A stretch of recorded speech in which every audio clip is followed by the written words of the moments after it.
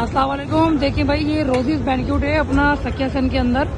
ये एंट्री के दौरान दो बच्चे जो है मेकअप करके, लड़की बच्ची छोटी और एक बच्चा भी है, ये दोनों जो ना चोरी के करने आए थे मोबाइल, और दोनों को पकड़ लिया गया है। ये बच्ची है वो नंबर होता है, नंबर बता दिया।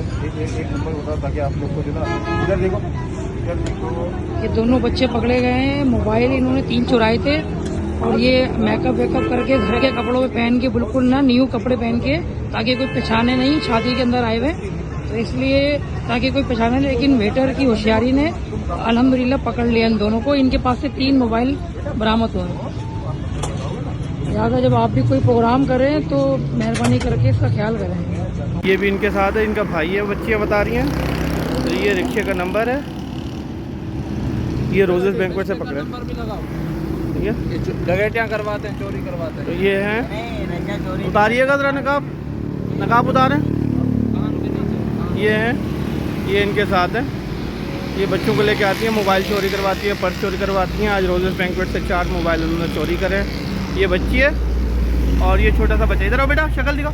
ये बच्चा है, ये इन्होंने 4 मोबाइल चोरी करे। ये हैं, ये पकड़े गए। अभी पहले बच्चियाँ पकड़ी हैं, अभी रक्षा पकड़ा है। और ये भी इनके साथ। इधर शक्ल दिखाओ बेटा, इधर